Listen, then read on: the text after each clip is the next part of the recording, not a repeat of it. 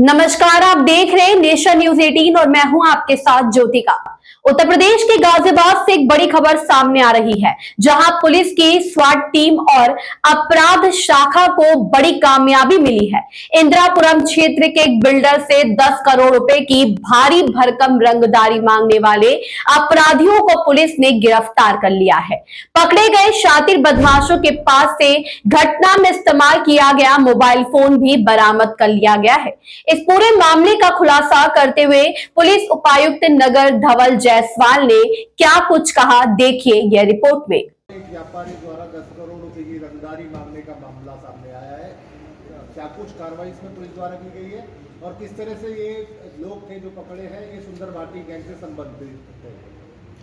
Commissionerate Ghaziabad के अंतर्गत थाना इंदिरापुरम में एक एफआईआर पंजीकृत की गई थी, जिसमें वहां के एक स्थानीय व्यक्ति के द्वारा यह शिकायत दर्ज कराई गई थी कि कुछ व्यक्तियों के द्वारा उससे 10 करोड़ रुपए की रंगदारी मांगी गई है।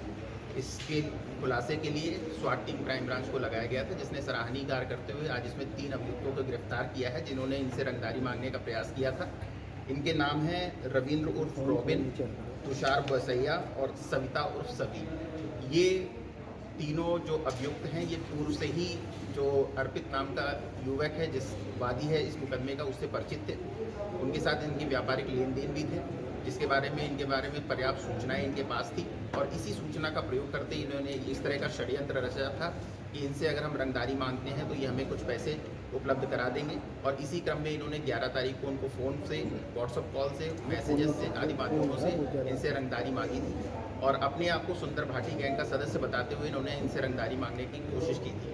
यद्यपि ये आपस में पूर्व परिचित है और इस जो अभियुक्त पकड़े गए हैं, इनका सुंदर भाटी गैंग से कोई लेना देना नहीं है। उन्होंने उसके नाम का प्रयोग करते हुए डराने के उद्देश्य से कि जिससे इनको पैसे मिल सके, इस आधार पर इनसे रंगदारी मांगी गई थी। आज इसमें इन तीनों अभियुक्तों को गिरफ्तार किया गया है। जिस फोन का इसमें प्रयोग किया गया था वो भी बरामद कर लिया गया है। इस पूरे सराहनीय कार्य के लिए स्वाट टीम क्राइम ब्रांच को 25,000 रुपये पुरस्कार की घोषणा भी की गई। सर, ये किस तरह का व्यापार करते थे आपस में और इस महिला का क्या रोल रहा है इसमें? ये प्रॉपर्टी डीलिंग का काम करते थे और उसमें कमीशन बेस्ड इनके आपसी व्यापारिक लेन देन थे। ये जो महिला थी उनके ऑफिस में काम करती थी पहले और वहाँ से छोड़ करके फिर ये दूसरे ऑफिस को ज्वाइन कर ली थी। तो इससे हमें ये भी पता चलता है कि जो इनकी व्यापारिक लेन देन की स्थिति थी, जो सूचनाएं थी, वो उस महिला के पास में थी और उस महिला ने इसका दुरुपयोग भी किया है। तो मेरी आप सभी मीडिया बंधुओं के माध्यम से एक अपील भी है कि जो भी लोग अपने व्यापारिक लेन देन का काम करते हैं, वो अपनी निजी सूचनाएं जो हैं वो अपने जो स्टाफ हैं उनसे बचा करके रखें, उनको बहुत सार्वजनिक ना करें, कभी कभी उसका दुरुपयोग हो सकता है। सर, 11 तारीख में शिकायत दर्ज हुई, 14 में आरोपियों की गिरफ्तारी कर ली गई। ऐसे में सुंदर भाटी गैंग का नाम पूरे मामले को लेकर इस्तेमाल किया गया। पुलिस किस आधार पर इस निष्कर्ष पे पहुंची है? क्या क्या इनपुट पुलिस के पास है कि सुंदर भाटी गैंग से संबंधित नहीं है? देखिए, इनके द्वारा जो कॉल की गई थी, जो व्हाट्सएप पे मैसेज भेजे गए थे, उसको एनालिसिस किया गया है। इनके जो इलेक्ट्रॉनिक एविडेंस है उसको कनेक्ट किया गया है। तो उस कनेक्शन के आधार पे ये साबित हुआ है कि उसका इस गैंग से कोई लेना देना नहीं था। ये आपस की इनकी बिजनेस राइवलरी भी थी और कुछ इनके जो सूचनाएं थी उसके माध्यम से लालच भी था कि ये डरा धमका के किसी दूसरे व्यक्ति का नाम का प्रयोग करके हम डराएंगे तो हमको पैसे मिल सकेंगे। तो इसलिए इन्होंने इस व्यक्ति का नाम यूज़ किया था। कोई इनमें आपसी विवाद भी था क्या?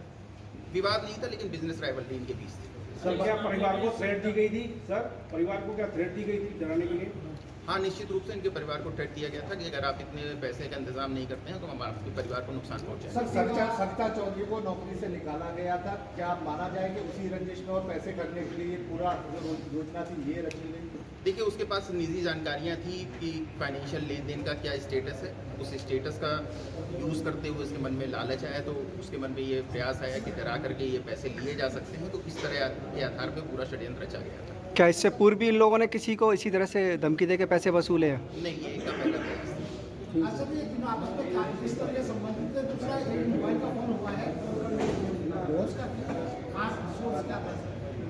ये आपस में व्यापारिक रूप से मैंने पहले भी बताया कि इनके बीच संबंध रहा है। प्रॉपर्टी डीलिंग का काम करते रहे हैं, इसलिए एक दूसरे से जुड़े हुए हैं। ठीक है। इस खबर में बस इतना ही। बने रहिए नेशन न्यूज 18 के साथ।